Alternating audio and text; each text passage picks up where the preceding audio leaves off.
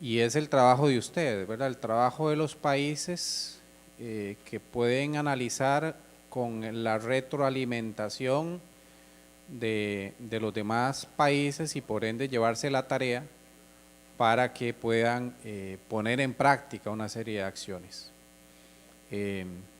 Estos encuentros son siempre muy interesantes, muy bonitos. Panamá, luego El Salvador, luego Costa Rica, ahora otra vez Panamá. Se siente muy rico el calor de la solidaridad, de la amistad y todo esto, pero serían esfuerzos inútiles si no nos llevamos tareas, ¿verdad?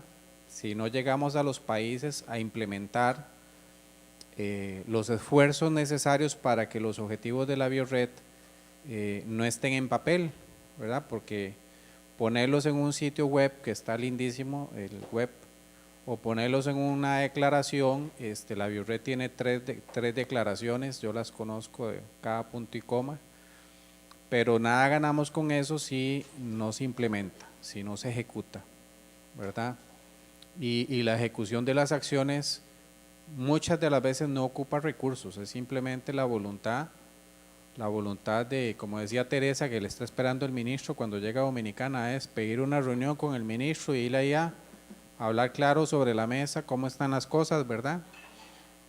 Y también llevar esto a las instancias que se ocupe, que también lo decía Emma ayer me parece, por el fenómeno de la judicialización de la salud, lo que menos deberíamos tener como acción es judicializar las discusiones de salud.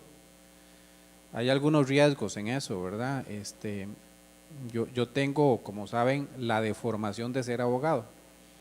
Entonces, cuando llegan estas discusiones que son técnicas, cuando estos son asuntos de farmacéuticos, médicos y de pacientes, que son los que al final del camino experimentan en su cuerpo los medicamentos, definitivamente esas discusiones cuando se trasladan a la sede de lo judicial corren el riesgo de que personas que están formadas en derecho nos salgan más izquierdos, ¿verdad? Con las resoluciones que dictan, que más bien nos pueden complicar, porque cuando ya judicializamos estamos entrando al espacio de agotar las últimas herramientas para poder alcanzar un objetivo.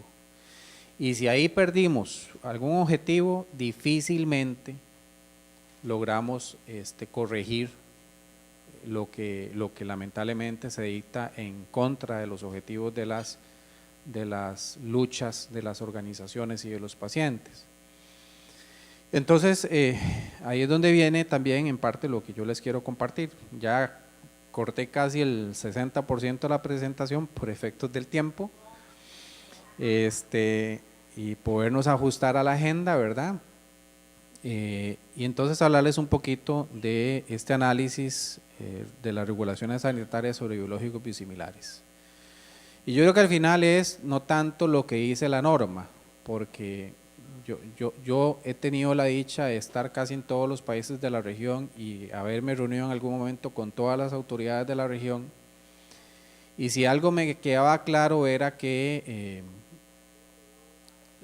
hacer reglamentos es muy fácil, dictar normas es relativamente sencillo, pero cumplir las normas es muchas veces complicadísimo.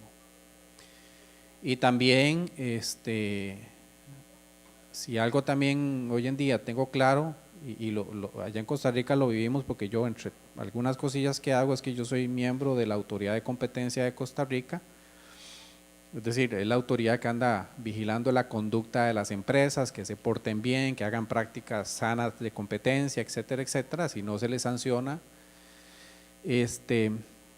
Ahora que estaba la intervención de Elaine de Dominicana, yo me quedé pensando en lo mismo que la OCDE le ha estado recomendando a los países que quieren ser parte de la OCDE, y una cosa fundamental en autoridades como la son de aspectos regulatorios, la OCDE lo recomienda a la autoridad de competencia, la que ve los temas seguros, los temas bancarios, y este es el concepto de la independencia, en pocas palabras, no puede ser que en materias de competencia, de políticas relacionadas con los temas regulatorios, en general regulatorio no solo de salud, hay otros temas, agroquímicos, etcétera, pero no puede ser, para OCDE es un tema fundamental que haya la mínima posibilidad de interferencia política, de introducción política.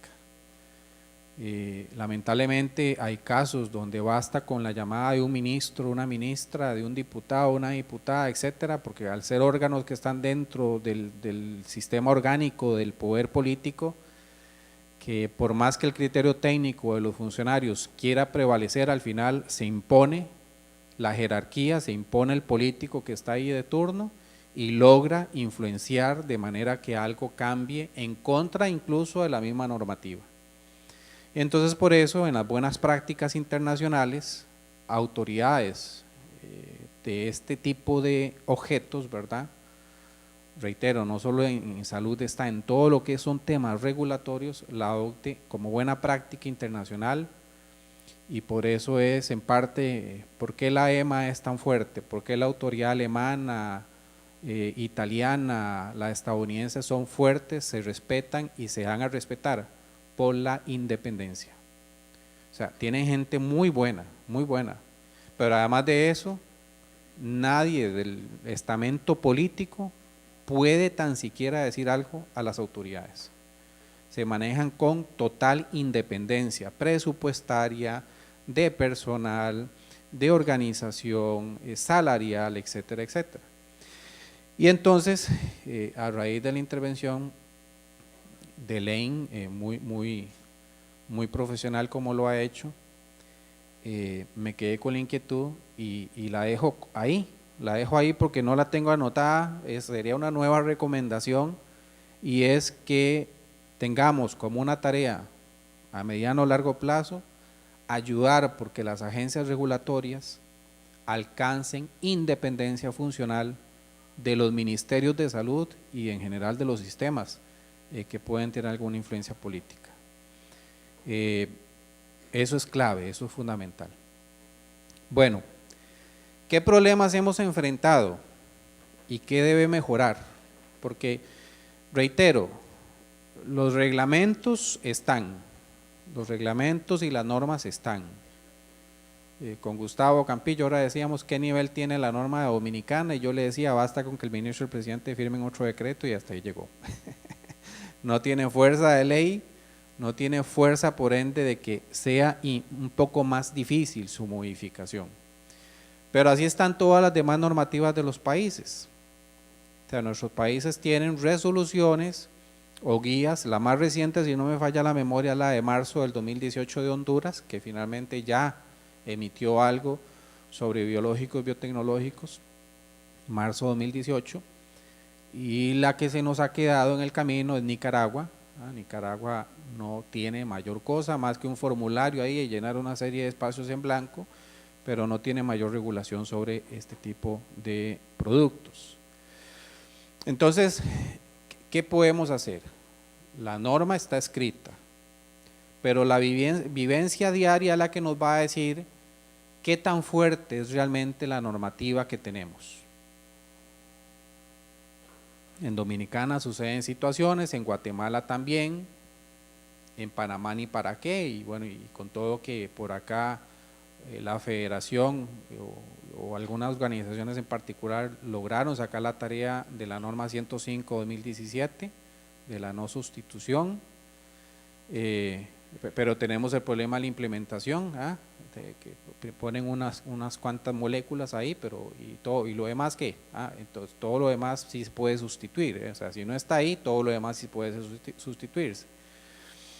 Y Costa Rica, que está en estos días, ¿verdad? Ese es el tema de agenda número 1 de la federación, de organizaciones, también de la Biored, ¿verdad? Porque Anita está encima de eso cada rato preguntando, es lo que está pasando con los 2 primeros expedientes de contratación que la Caja Costarricense está promoviendo y que podrían abrir puerta a los 2 primeros biosimilares que ingresan a Costa Rica.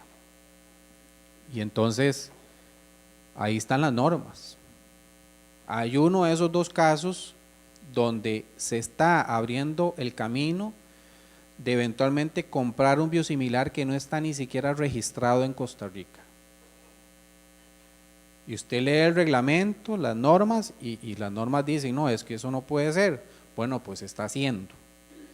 Está haciendo porque siempre recordemos lo que decía el cardenal Richelieu en su frase famosa: hecha la ley, hecha la trampa. Las normas, en eso los que normalmente hacemos normas, yo en mi país ayudo redactando proyectos de ley y reglamentos y toda la historia, pero uno sabe más o menos dónde dejar las puertas de escape. Y entonces hay una normilla por allá que es una norma que comparten varios países de la región, de que en casos de urgencia, en casos de interés público y etcétera, etcétera, y el interés público es lo que usted quiera llamar interés público, al final del camino es una resolución política y dice que eso es de interés público y ya se justificó. En ese tipo de situaciones la seguridad puede evadir el requisito de un punto fundamental como es tener registro sanitario y comprar sin registro sanitario. Y ahí en el camino van presentando cosas. O ahí en el camino vamos coleccionando pacientes muertos o que están más afectados, porque no tenemos la seriedad de primero garantizar lo que dice la norma. Y con tal de meter un producto nuevo bajo el discurso de que esto abre la competencia, de que esto baja precios y toda la misma excusa de siempre, al final de la fórmula el afectado es el paciente, y eso no se vale. Entonces, para el ejercicio que se tiene que hacer en un ratito, es muy necesario tener presente en cada país qué problemas hemos estado enfrentando al momento de ver los posibles procesos donde ingresan productos a registrarse o ya para ser comprados, y por ende, ¿qué debe mejorar? ¿Qué aspectos son clave en el registro de los productos? Recuerdo la otra discusión hace algún tiempo, cuando a través de Comisca se decía que bastaba con que el producto estuviera registrado en cualquier país para que ya entonces a través de Comisca se pudiera comprar. Y entonces uno decía, es muy fácil, entonces regístralo en Nicaragua, que es facilísimo, y ya con eso puede venderlo a cualquier otro país de la región. O en Belice, que ni siquiera tiene tan ubicado el tema del registro sanitario, ni valores diferentes. Entonces, desde el tema del registro de compra y el registro de los productos y luego los criterios de compra, porque nos suele suceder, ¿verdad? En Dominicana pasa un poco esto, ¿verdad? La dirección controla un tanto, pero también hay otras organizaciones, otros entes, igual en Costa Rica, que está el Ministerio de Salud, que para efectos de la caja costarricense normalmente es como, sí, eso existe, pero me tiene sin cuidado, ¿verdad? La caja es como un mundo diferente, una república independiente.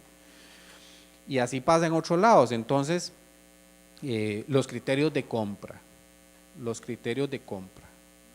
cómo se registran los oferentes, qué se les pide para poder ser oferentes en la seguridad social, y luego cómo se preparan los pliegos de condiciones. Y ahí ya vienen otra serie de asuntos, ¿verdad? Porque cuando se ven los pliegos de condiciones, hemos hecho algo como organizaciones cuando vemos esos pliegos de condiciones. Nos hemos opuesto, hemos hecho observaciones, hemos denunciado cuando esos carteles flexibilizan los requisitos. O a veces es que ni siquiera tenemos acceso a los pliegos de condiciones. O ustedes pídanle al Ministerio de Salud que les dé copia certificada del expediente de la empresa que intenta registrar un biosimilar y le van a decir, no, es confidencial. Y entonces no pueden ver nada, hasta que se sabe que tiene un registro ya concedido. Pero ¿vieron ustedes los datos que presentó esa compañía? Los estudios de biosimilitud, no, son confidenciales. Y ahí hay retos, ahí hay temas importantes a trabajar. Como importante es que como organizaciones estemos en total coordinación con centros científicos, universidades, para que nos puedan meter el hombro, para que al momento de que haya que analizar la información técnica tengamos el respaldo de centros de prestigio, de valor, que pueden ayudarnos a detectar dónde hay posibles incongruencias o posibles faltantes en lo que se está presentando. Bueno, ya ustedes tienen claro esto, ¿verdad? ¿Qué tan similar es lo similar? No es lo mismo el biológico original o innovador, el primero, con respecto al que intenta ser parecido al otro. Ayer yo decía lo que yo siempre he creído, y es que un genérico, por más que diga que tiene el mismo efecto terapéutico, nunca va a ser igual que el original. Nunca. Procesos de fabricación, auditorías que se hacen sobre la fábrica, sitio donde se produce. No es lo mismo producir en la India que producir en Suiza. La materia prima de dónde viene, etcétera, etcétera. O sea, nunca van a ser parecidos. De ahí que en los sintéticos toda aquella explicación de la bioequivalencia, ¿verdad? Uno de los temas más importantes para garantizar esa equivalencia terapéutica, pero hasta con la bioequivalencia ustedes recordarán, ¿verdad? La Biored tiene un énfasis en temas biológicos, pero no descuidemos, ¿verdad? Que todavía el tema de la bioequivalencia en nuestros países sigue siendo cosas inalcanzadas. Pocas moléculas se les pide en materia de genéricos la bioequivalencia fundamental para esa equivalencia terapéutica. Y en la parte biológica biosimilar, pues la discusión también se nos viene. ¿Qué estamos pidiendo para poder admitir estos medicamentos no innovadores, como les llaman en Dominicana, o biosimilares? Rápidamente, porque esta me gustó, la encontré en el encuentro GAFPA que hubo en Río de Janeiro, que por ahí vi a Emma en la foto y varias gente anduvo por ahí. Y es no olvidar, ¿verdad?, que el concepto que está manejando GAFPA, y que en general es la que comparte también el concepto de la Biored, es que los medicamentos biosimilares, al igual que los medicamentos biológicos, son productos de origen biotecnológico, es decir, semejantes en su estructura, función y fundamento clínico a otros medicamentos biológicos. Los biosimilares son un nuevo paso en los medicamentos biológicos, son muy similares a los productos biológicos de referencia y son obtenidos empleando nuevas secuencias celulares, de modo que son similares pero no exactamente idénticos a los productos de referencia. Y en ese punto de que no son idénticos es donde nos podemos jugar la vida. Y como lo decía nuestro compañero, la vida en esto no tiene precio. Una sola vida y un solo ser humano, solo por ese ser humano hay que hacer todo, porque en ese pequeño que no son idénticos, hay que poner todo lo necesario para garantizar que los riesgos que hay, que deberían ser los menos, por lo menos esos poquitos riesgos están controlados. Y aquí hay dos temas que son clave. Me parece bien, y hay que en ese sentido garantizarlo en las normativas, que el que diga al final del camino si a un paciente se le puede intercambiar sea el médico prescriptor. Sí, el médico. No el burócrata ahí en la seguridad social que dice, eso es lo que compré ahora y tome y prescriba eso. ¿Y usted qué le pasa? ¿Y acaso que usted es el médico? Siempre hay que rescatar el valor del criterio del médico tratante. Es el que nos conoce. Con todo y que solo nos ve 10 minutitos y nos vemos cada 3 meses y toda la historia. Yo sé que hay un tema grande de falta, pero el médico prescriptor es el que conoce mi historia clínica. Por ende es el que tiene más autoridad y el que tiene la ética encima de saber si yo podría recibir un biosimilar en lugar del biológico original que estoy recibiendo. Pero está la otra parte. Una cosa es que lo diga el médico prescriptor, pero ayer hablábamos de ¿qué? Del consentimiento informado. Usted podrá ser muy doctor y según su criterio yo podré recibir eso, pero yo soy el paciente y yo le tengo que brindar mi consentimiento sobre eso. En el primer tema yo creo que hemos avanzado bastante. Yo he leído bastantes resoluciones de Panamá, de Guatemala, de las Cortes, etcétera, y en general el valor del criterio del médico tratante se suele respetar. Hay fuerzas y todo, ¿verdad? De tratar de bajarle ese peso por parte de esos burócratas, pero en general está aceptado que lo que diga el médico tratante es vital para efectos de la terapia que está recibiendo el paciente. Pero está la otra, donde ahí sí es cierto que tenemos prácticamente muy poco, y es la variable del paciente que debe escuchar atentamente la información que se le brinda en un lenguaje que lo pueda entender y al final de ese proceso decir estoy de acuerdo. ¿Está bien, doctor? Venga para ponerle la firma para aceptar el medicamento biosimilar que usted me está diciendo. Y entonces eso ya sabemos el estrés que provoca en nuestros sistemas. Y no es tan fácil como contestar, es que se hizo la licitación y ganó tal compañía con ese producto, por lo tanto de aquí en adelante ya no está el anterior producto. No.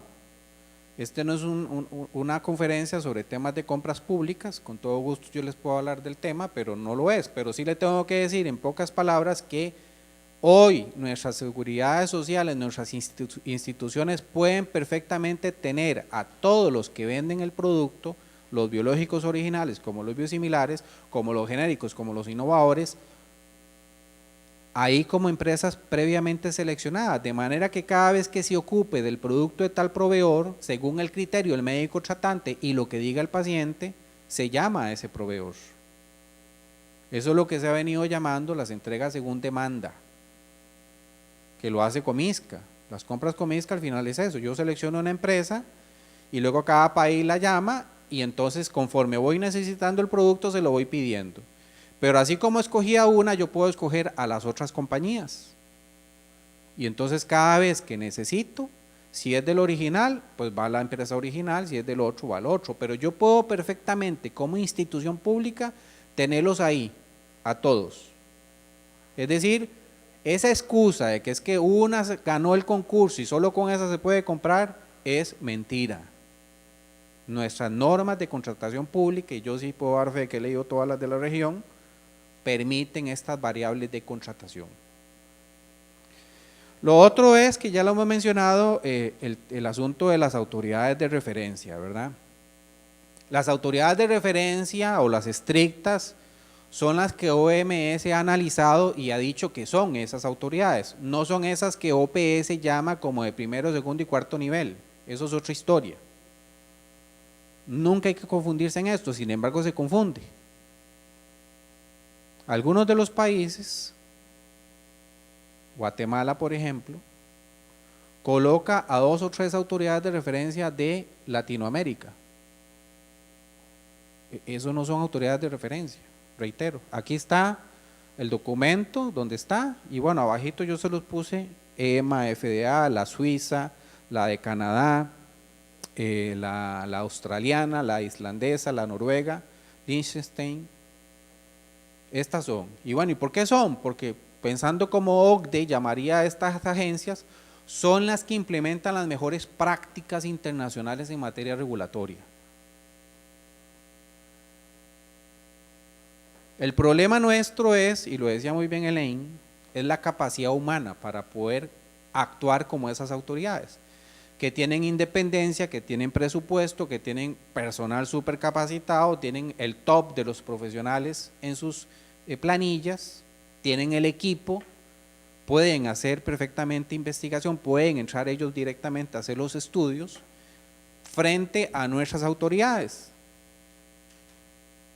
Sí, la otra vez cuando fui en un tema de CUSI, que por aquí anda la representante CUSI, Ana Luz, por el tema aquel de Pentasa, y llegamos al Ministerio de Salud y se presenta la directora de farmacovigilancia y yo le pregunto, y bueno, ¿y cuánta gente más hay? Me dice, no soy yo, pues usted no es la jefa también de la otra área, sí, es que tengo 2 jefaturas, esta área y la otra área. ¿Y cuánta gente hay ahí? No, somos 2, o sea, 3 en total, para hacer farmacovigilancia. Usted le pregunta a EMA o FDA cómo hacen el proceso de farmacovigilancia y simplemente se le cae la quijada, ¿verdad? De la vergüenza de cómo ellos sí tienen clara la importancia de la farmacovigilancia. Entonces, por eso es que no hay que perderse. Cuando nosotros decimos que los que quieren registrar un producto no innovador o biosimilar deben superar o presentarse con las guías de las autoridades estrictas, deben en general observar lo que se piden las autoridades estrictas, es porque por lo menos eso nos va a dar una seguridad razonable de que han superado un nivel de revisión exigente. Pero también es porque reconocemos que lamentablemente nuestros registros sanitarios, nuestras propias ministerios, no pueden llegar a ese punto, a ese nivel. Y esto es un serio problema. Nuevamente, la norma del reglamento podrá decir muchas cosas muy lindas, pero a la hora de la práctica, ¿realmente el personal entiende los documentos que presenta una industria biosimilar? ¿Lee la información y está entendiendo ese 2 más 2 igual 4? ¿Hace los análisis? ¿Verifica, etcétera, etcétera? Es un documento enteramente documental. Y con una revisión documental, el riesgo, ¿verdad?, es que se da el registro y después viene la otra pata que nos falta en el banco, y es que el proceso entre el suministrar al paciente el medicamento y el inicio del monitoreo al paciente para registrar efectos adversos es tierra de nadie en muchos momentos. Ni para qué la tragedia, ¿verdad?, de cuando un paciente llega a empezar a reportar efectos adversos y no hay voluntad de empezar a registrar en el sistema de Comisca o en el propio sistema nacional ya ese primer efecto adverso. Se evita cumplir el mandato de la farmacovigilancia.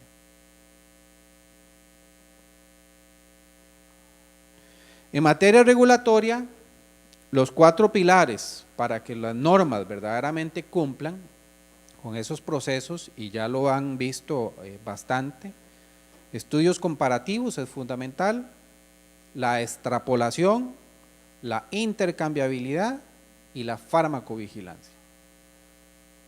Esas 4 cosas a nivel normativo debe estar suficientemente claro. He de reconocer que el caso de la resolución 18/2016 de Dominicana es verdaderamente una muy buena reglamentación.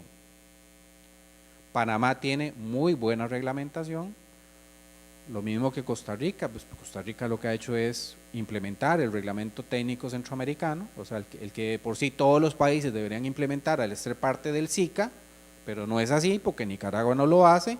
Honduras sacó una cosita ahora en marzo de 2018 muy chiquitita. Guatemala tiene una norma diferente, es decir, no lo estamos siguiendo. Pero estos son temas, pilares fundamentales, son troncos fundamentales de las normativas que deberíamos tener, pero no lo estamos teniendo todos. Voy a pasar aquí rápidamente los conceptos de comparabilidad y similaridad. Yo creo que ya lo manejan, creo que ya lo dominan. Yo igual esto se los voy a dejar. Yo ahora copié aquí en este escritorio toda la documentación, ahí está por carpetas cada país, las regulaciones que tiene, les comparto las guías de OMS y la presentación, que aquí la acorté porque me volé el 60% para salir un poquito más rápido y poder entrar al trabajo que nos falta. Lo vital de los estudios de calidad, los no clínicos, clínicos e inmunogenicidad, ese tema, ¿verdad? No vamos a repasar el concepto, me parece que con el doctor Castañeda, bueno, tuvo que haberles quedado claro. Yo escuché algo lo que él dijo a través del streaming y me parece que los conceptos los tenían. Tal vez sí, por lo menos a nivel de documentos de posición, esta que tiene la Agente Oncológica de Europa, me parece que es importante. Con los biosimilares, debido a la complejidad de recrear el producto que es hecho por organismos vivientes, necesitan seguirse criterios estrictos de calidad, seguridad y eficacia. Estos criterios incluyen la presentación de datos de estudios clínicos y preclínicos, entre otros requisitos, para probar el grado de similitud con el originador y la consecuente seguridad y eficacia del producto final. Importantemente, debido a la complejidad del proceso, lotes diferentes de un medicamento particular podrán incluso ser considerados versiones biosimilares del referente, ¿verdad? Dado que no siguen una vía puramente química, pero son hechos de células vivientes. Esto es del documento posición de los médicos oncólogos europeos. Pero también a nivel regulatorio, nuevamente, no hay que ir a descubrir el agua tibia. Nuestros países lo que debieron hacer, como lo tuvo que haber hecho el reglamento técnico centroamericano, pero no fue tan fiel, era observar la guía de biosimilares de la Organización Mundial de la Salud. Ahí viene claramente explicados los requerimientos no clínicos, ahí están, no los voy a tampoco a pausar, los requerimientos clínicos, qué estudios son, para qué son, etcétera, ¿verdad? Cantidades, poblaciones que son objeto del estudio, los análisis de inmunogenicidad, etcétera. Ni para qué los análisis que tienen que ver con los datos farmacocinéticos y farmacodinámicos, ¿verdad? O sea, lo que provoca, en el caso de los farmacocinéticos, el cuerpo, lo que provoca en el medicamento, y en los farmacodinámicos lo que el medicamento provoca en el cuerpo, ¿verdad? El inverso. Esos resultados, esa data es fundamental para decir que cumple ese tipo de análisis. Luego lo de la inmunogenicidad, también la guía lo abarca, el concepto como tal. La paso también rápida para que sepan que por lo menos la guía de la OMS recoge este tipo de alcances. Y la cuestión de la extrapolación, bueno, la extrapolación, no olvidemos, ¿verdad? Es fácil, si el producto biosimilar solamente tiene datos para una indicación, usted no lo puede extrapolar a las demás indicaciones, porque para cada indicación debe presentar todo. O sea, yo creo que eso no es fácil de no entender, ¿verdad? Es fácil de entender más bien. Para cada indicación que el biosimilar dice que puede, pues bueno, entonces presente todos los estudios de cada indicación, no con una extrapolamos de una vez a que pueda hacer para los demás. Ahora, esta la he tomado incluso una que usa el CLAT, la intercambiabilidad, simplemente como países, tampoco es que México, Colombia, Ecuador, Bolivia, Chile andan muy adelantados, no. El tema de la intercambiabilidad lamentablemente es un tema que nuestros países latinoamericanos, por ese tipo de valoraciones mercantilistas de bajar precios a como sea, porque al final es la misma explicación de si a los genéricos se les pide una bioequivalencia, es que son estudios tan caros, y entonces se le va a trasladar a los sistemas el costo de esos estudios, y pobrecito el sistema, entonces no pidamos esos estudios porque hace más caro el producto. El mismo problema. ¿Y acaso la vía tiene precio? No lo tiene. Entonces usted invertirá y exigirá a las empresas que quieren comercializar a que presente todos los estudios. Con los temas de intercambiabilidad es la misma situación.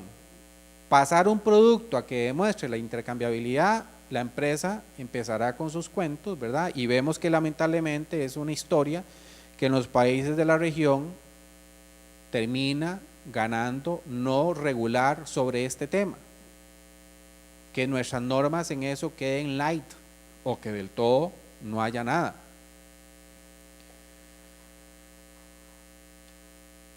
Los conceptos ya también de lo intercambiable, la sustitución y el switching, ¿verdad? Creo que lo tienen bastante claro, pero bueno, con esto tal vez lo entendemos. Bueno, el que está con innovador se mantiene con innovador, el que está con biosimilar, pues bueno, empezó con biosimilar y terminará con biosimilar. No cabe pasar de innovador a biosimilar, como no cabe de biosimilar a innovador. Eso es un principio, por lo menos para mí. Lo digo 1000 veces. Si el paciente está estable, déjelo estable, por Dios santo. No lo toque, déjelo así. Está bien, tiene calidad de vida. Los exámenes salen normalmente bien. Entonces, ¿por qué usted va con esa pequeña diferencia que dice el concepto del biosimilar? Que hay algunas cosas no parecidas. Bueno, entonces por ese pequeño riesgo que hay ahí, no experimentemos con el paciente que está estable. Al menos eso. Para el nuevo paciente que entra ya a recibir una terapia biológica, pues bueno, sí, el biosimilar que cumpla, eso sí, ¿verdad? Podemos suministrar el biosimilar. El uso terapéutico puede crear una intensa confusión en términos de farmacovigilancia, que ese es el otro asunto, ¿verdad? Pasar de un paciente de una a otra y lo que significa para la farmacovigilancia, que de por sí ya es débil, ya no se cumple, o sea, es un problema. Entonces imagínense en esa farmacovigilancia qué capacidad de respuesta va a tener para verdaderamente monitorear, dar seguimiento, poder evitar riesgos en el paciente que se le hace el cambio. Ahora, lo cierto del caso es que tampoco algunos países son como buenos en dar ejemplo, ¿verdad? Porque desde Canadá, que no apoya la sustitución automática, pero permite a las provincias determinar si quiere permitir la intercambiabilidad o no, o sea, lo deja para cada uno de sus estados. Estados Unidos, que por lo menos ha legislado en el sentido de que lo intercambiable debe ser acreditado con bastante seriedad o validez con respecto a los documentos que se presenta. La EMA al final no quiso tomar posición, le deja a cada país que sea el que decida si lo permite o no lo permite. En Japón sí hay más claro el concepto de que esa intercambiabilidad y la sustitución no la promueve, o sea, la autoridad japonesa en eso es bastante cortante. Y los australianos, que básicamente dejan también un criterio del médico tratante para que sea el que decida o no, pero vemos que en general la situación en otros países no es del todo clara, no es del todo consistente. Y entra aquí un tema que en las regulaciones también nos falta, ¿verdad? La idea nuestra es cuáles son los déficits regulatorios que tenemos, y uno de estos es efectivamente la farmacovigilancia. Para el tema de la farmacovigilancia, bueno, voy a pasar esto, pero ayer hablaron de este tema, del Notifacedra o notificacentroamerica.net, que es el sistema de Comisca. Ese sistema nos debe ser una herramienta útil, oportuna y valiosa de promover y de utilizar. Pero no solo eso, sino de transparentar los datos. Comisca, por lo que vi en su plan de seguimiento, para el 2019 ya va a revelar los primeros datos del sistema. Eso es revelar, habrá que verlo, ¿verdad? Porque cuando uno les pide que empiece a desglosar por país, posiblemente ya empezarán los problemas. Por tipo de medicamento, por tipo de compañía que lo vende, quién sabe si va a querer suministrar ese tipo de datos de forma pública. Es decir, reto para la Biored es que, aunque hay un convenio con Comisca, es que no se ha llegado al punto de decir a través de ese sistema qué es lo que se tiene que revelar públicamente. Obviamente para la sociedad civil todo se revela, no se esconde nada. Todos los reportes que van a llegar al sistema, que deben ser ojalá todos los posibles, y comunicar eso abiertamente y transparentemente a la sociedad, debe ser absolutamente todo. Pero ese tema con Comisca, por lo menos me corregirá la Biored, no se ha hablado. Solo se habla del sistema, se promueve el sistema, pero bueno, vamos a alimentar el sistema. ¿A cambio de qué? Posición clave, a cambio de transparencia total para toma de decisiones. Porque ese sistema nos tiene que servir para alertar, es alertar que al que está tomando decisiones, mire, a esa empresa se le revoca de inmediato el registro sanitario, porque mire la cantidad de reportes, los efectos secundarios, etcétera, etcétera, etcétera. Y en este sentido también aquí está la otra guía, que es la guía que utiliza la OMS para las terapias biosimilares con respecto a la farmacovigilancia. O sea, no hay que en ese sentido tampoco descubrir mucha cosa. La OMS ya ha dicho cómo debe ser la farmacovigilancia en medicamentos biosimilares y biotecnológicos, pero particularmente esta es en esos que quieren llamarse similares al original. Supervisión más estrecha de la seguridad clínica del producto luego de aprobado, evaluación continuada del riesgo-beneficio, El fabricante debe presentar una especificación de seguridad y un plan de farmacovigilancia. El plan de farmacovigilancia, hace poco se le preguntó a la Seguridad Social, digo, al ministerio, digo, o a la empresa que quiere vender un biosimilar en Costa Rica, y dijo, el plan de farmacovigilancia será el que tiene la Seguridad Social. No, a ver, la guía OMS dice que usted tiene que proponer el plan. Es muy bonito decirse que es la que aplica la Seguridad Social. O sea, ya ahí hay temas vitales, porque la buena práctica OMS es cada empresa que registra un biosimilar debe proponer el plan de farmacovigilancia que va a dar a los pacientes. La especificación de seguridad debería describir problemas importantes, identificados o potenciales de seguridad para el que está registrado como biosimilar referente. Clase de sustancia, el plan de farmacovigilancia debe describir el post-marketing planificado, medidas de minimización como material educativo para pacientes. Están entrando los biosimilares, pero ¿cuándo se ha hecho de parte del que está vendiendo o quiere vender una educación a pacientes o a médicos como tiene que ser? O simplemente se compra, se les manda, empiezan a prescribir y no ha habido ni un segundo de capacitación, de educación. Y otra serie de alcances. Ahora, nuevamente es que cuando hablamos de las regulaciones de biosimilares, realmente nuestros países están en déficit. Hemos reglado realmente el tema de los biológicos, pero entrar a analizar un capítulo especial para biosimilares que incluya la intercambiabilidad, la no sustitución, el tema del proceso de farmacovigilancia, etcétera, etcétera, no. Y ni qué decir si esas normas tienen regulado el consentimiento informado, menos, porque son temas que ni siquiera a uno le sale el consentimiento informado y parecen que le están hablando en chino, porque el consentimiento informado, les decía ayer, básicamente lo ven para intervenciones quirúrgicas, pero para que un paciente se le reconozca el derecho a decir, no acepto ese biosimilar y me sigue dando el biológico original, llegar a ese nivel, no. Nuestros países están en eso lentos. De ahí nuevamente, perdón que enlace con la otra charla, ya en el material yo les dejé la sentencia de la Corte Interamericana de Derechos Humanos, porque eso es vinculante a nuestros países. Ahora hay que llevarlo a la práctica, ¿de acuerdo? Hay que empezar a hablar, ¿verdad, Teresa? Lo va a hablar con el ministro, yo sé. Pero en Dominicana va el tema como tiene que ir en Guatemala, en Panamá, en todos, porque en todos los lados hay seres humanos. Eso de las nacionalidades al final es un cuento, somos igualitos y todos nuestros sistemas tienen que respetar el mismo derecho para todos. En síntesis, ya me quedan unos 5 minutitos, por aquello no me saquen la tarjeta. Como quité varias filminas, entonces algunas cosas me quedaron ya ahora sí como tiradas acá, pero bueno, los biológicos son moléculas grandes y complejas, está clarísimo que el tema es muy enredado, muy complicado en cuanto a la diferenciación entre medicamentos de pocas moléculas versus estos procesos de millones de moléculas en juego. El proceso de manufactura confiere propiedades únicas a un producto biológico. Nuevamente, no hay posibilidad de copia, es como los gemelos, los gemelos no son idénticos, nunca son idénticos. Los biosimilares no son idénticos a la molécula original, esto es un tema básico de entender, ¿verdad? Por más que queramos llamarlos iguales.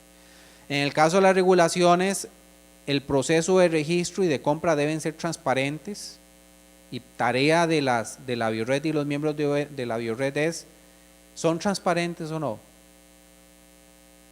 Vayan, lleguen a su país y manden una carta y digan, quiero copia certificada del expediente del registro sanitario tal, a ver si les dan copia de ese expediente. O a la institución que está comprando, pídale copia o acceso al expediente de compra. No, solamente los oferentes pueden. Qué bonito, pero el que se lo va a tragar es uno, ¿verdad? El que le van a poner la intravenosa es a uno, ¿verdad? Todos los biosimilares deben seguir comparaciones de paso a paso y cabeza a cabeza con los originales innovadores. Reacciones inmunogénicas pueden ocurrir a los biológicos y son impredecibles. Inmunogenicidad debe ser evaluada antes de la aprobación. Tampoco pasa, ¿verdad? Veamos cómo se comportan los pacientes, básicamente. Y aquí está un tema que es fundamental y es la experiencia del producto. ¿Tiene experiencia el producto que estamos registrando? No, no hay preocupación en nuestras normas de requerir experiencia de producto, ¿verdad? En común, el análisis común de los países. La sustitución automática para cualquier biológico, incluidos los biosimilares, no se admite realmente científicamente, el criterio mayoritario no. Farmacovigilancia es fundamental, por ende hay que requerirla. Como conclusiones en general entonces no hay consenso en los países latinoamericanos respecto de procesos regulatorios sobre biosimilares. Hay fuerte inclinación por tener como autoridades de referencia otras, y esas otras son las mal llamadas autoridades de referencia de OPS, las que están en nivel 4. Ya hay como 6 o 7 en nivel 4. La guía OMS, si conviene o no, se usa, es decir, no la estamos usando, porque fuera más sencillo haber reglamentado todo lo que indica la Organización Mundial de la Salud. Evidentemente los criterios de precio están influenciando mucho cómo es la calidad regulatoria que tenemos. A mayor rigidez, a mayor rigurosidad en las normas regulatorias, mayor presión de los que quieren vender cochinadas. Perdón que se los diga así, pero es que es la verdad. Y nuestros países latinoamericanos, centroamericanos, si algo tienen es el cuentito del presupuesto, y entonces buscan cómo regular lo menos posible. Por eso es que ha costado. ¿Cómo ha costado que sacan las normas de bioequivalencia? ¿Cómo ha costado que sacan las normas de estudios clínicos, de etcétera, etcétera? ¿Y cómo ha costado que sacan las normas de medicamentos biológicos biosimilares?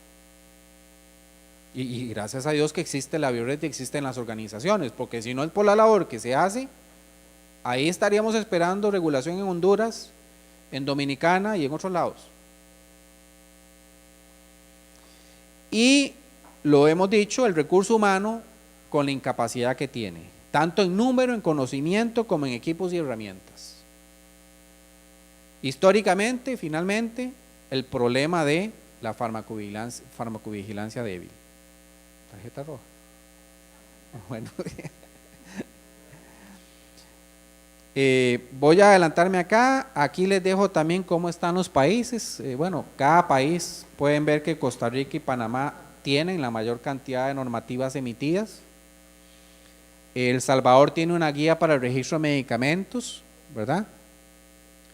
Guatemala la norma técnica 67-2015, Honduras el comunicado 3-2018, Nicaragua no tiene realmente regulación, tiene un formulario nada más, repito, de llenar cosas. Y Dominicana ahí tiene, hay una del 2012, pero realmente la que está es la del 2016. Yo he citado todas, pero la que está imperando es la resolución 18-2016.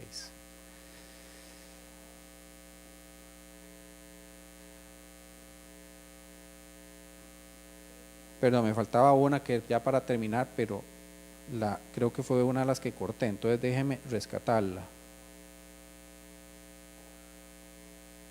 Sí.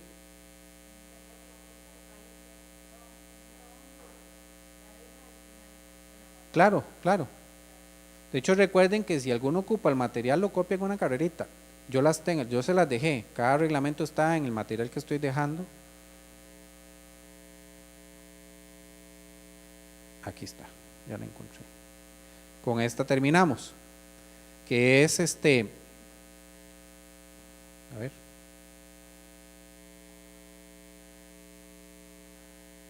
¿Qué pasó? Ya.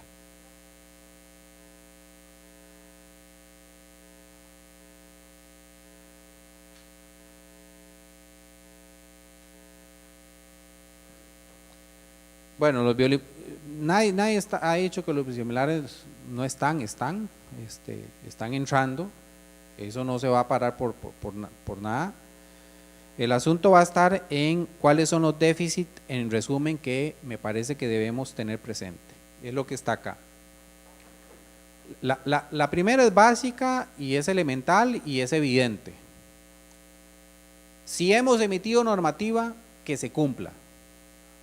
Y sobre eso, la Biored y las organizaciones deben hacer auditoría de cumplimiento de las regulaciones que existen. Pedir cuentas a las autoridades de cada país sobre el cumplimiento de las normas que han emitido para efectos del registro de los biológicos originales y los biosimilares. o los no innovadores. Pero además de eso, de la auditoría que hay que hacer, hay que trabajar porque estas normas incluyan la no intercambiabilidad. Nuevamente, a mí por más que me digan que hay riesgos minimizados, el paciente que está estable me lo deja estable, no debe haber intercambiabilidad. La no sustitución, o sea, menos, o sea, tampoco permitir la no sustitución pensando en la automática, ¿verdad? Que llegado a la dispensa, me dispensan el que no es, sin siquiera incluso saberlo el médico tratante. El déficit que hay en el capítulo de farmacovigilancia.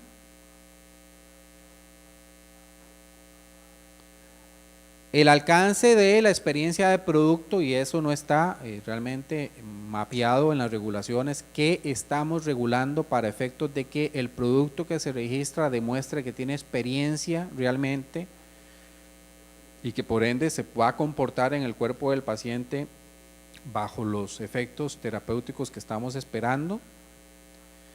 Y viene esta parte que es también de carácter administrativo, pero es fundamental, y es el acceso a los expedientes.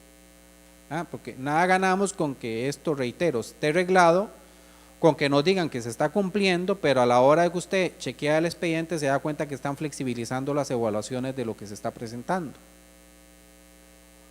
Entonces, el acceso a los expedientes. De ahí es donde viene algo que se había discutido con la Comisca, yo recuerdo, y era el observatorio. El observatorio. Este tipo de cosas deben ser claras, deben ser transparentes a modo de un observatorio. El consentimiento informado, del todo olvidado en las regulaciones de medicamentos, pero particularmente en lo que nos preocupa en las reglamentaciones de el riesgo del intercambio, pero no solamente el riesgo de que el médico eventualmente diga que él cree que se puede hacer el intercambio, sino, ¿y el paciente qué? ¿Y dónde está las normas que van a regular entonces el capítulo donde el paciente tiene derecho a decir no? Y el proceso de contratación, pero también el riesgo en el proceso de contratación del registro. Yo les conté el caso de que basta con emitir resoluciones justificando interés público y con eso podemos comprar productos no registrados. Nos brincamos las normas, nos brincamos lo que se ha en ese sentido reglamentado.